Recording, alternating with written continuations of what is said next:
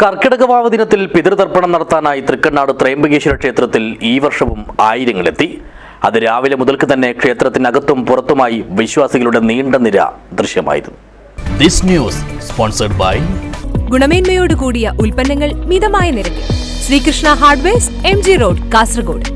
ദേവതാഭ്യ പിതൃഭ്യശ്ച മഹായോഗിഭ്യയേവ ച നമസ്വധായേ സ്വാഹായേ നിത്യമേവ നമോ നമഃ.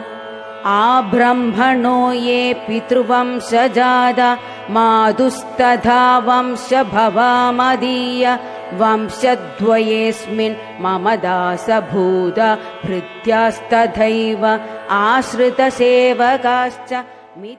പുലർക്കാല പൂജയ്ക്കും ശീവേലിക്കും ശേഷം രാവിലെ 6 മണിയോടെയാണ് ചടങ്ങുകൾ ആരംഭിച്ചത്.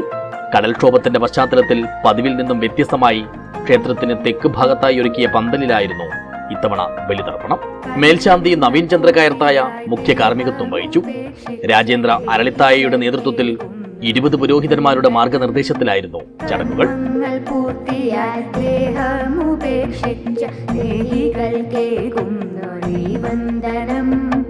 വിഷ്ണുപാദത്തിങ്കൽ മോക്ഷമടഞ്ഞിടാൻ പ്രാർത്ഥനയാകട്ടെ മംഗളം.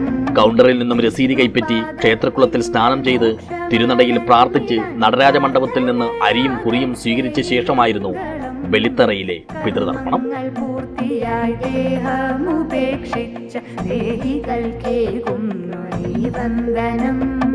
വിഷ്ണുപാദത്തിങ്കൽ മോക്ഷമടഞ്ഞിടാൻ പ്രാർത്ഥനയാകട്ടെ മംഗളം.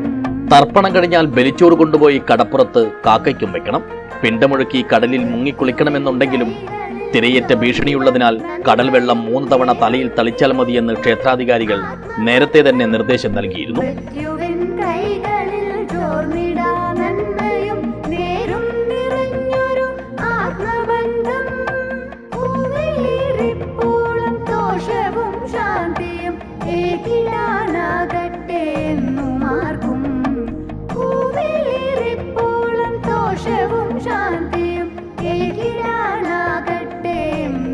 ചടങ്ങുകൾ പൂർത്തിയാക്കി വീണ്ടും ക്ഷേത്രക്കുളത്തിലെത്തി കുളിച്ച് വസ്ത്രവും മാറി ശ്രീകോവിലിനു മുമ്പാകെ തൊഴുതു വണങ്ങി പ്രസാദവും ഏറ്റുവാങ്ങിയാണ് വിശ്വാസികൾ മടങ്ങിയത്.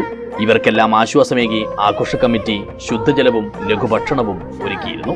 തിരക്ക് കണക്കിലെടുത്ത് രാവിലെ 6 മണി മുതൽ ഉച്ചയ്ക്ക് 12 മണി വരെ ഇതുവഴിയുള്ള സംസ്ഥാന പാതയിൽ ബസ്സുകൾ ഒഴികെയുള്ള വലിയ വാഹനങ്ങളുടെ ഗതാഗതം നിരോധിച്ച് കാസർഗോഡ് ജില്ലാ ഭരണകൂടവും ഭക്തജനങ്ങൾക്ക് സൗകര്യമൊരുക്കി. ശക്തമായ കാലവർഷം മുൻനിർത്തി ക്ഷേത്രനഗരിയിൽ കനത്ത കാവലും ഏർപ്പെടുത്തിയിരുന്നു.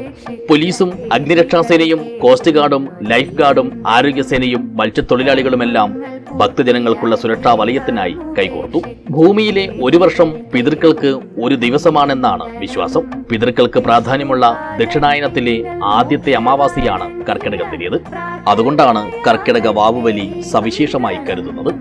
പൊതുവിൽ മഹാവിഷ്ണുവും മഹാദേവനും മുഖ്യ പ്രതിഷ്ഠകളായുള്ള ക്ഷേത്രങ്ങളിലാണ് പ്രധാനമായും പിതൃതർപ്പണ ചടങ്ങുകൾ നടത്താറുള്ളത്.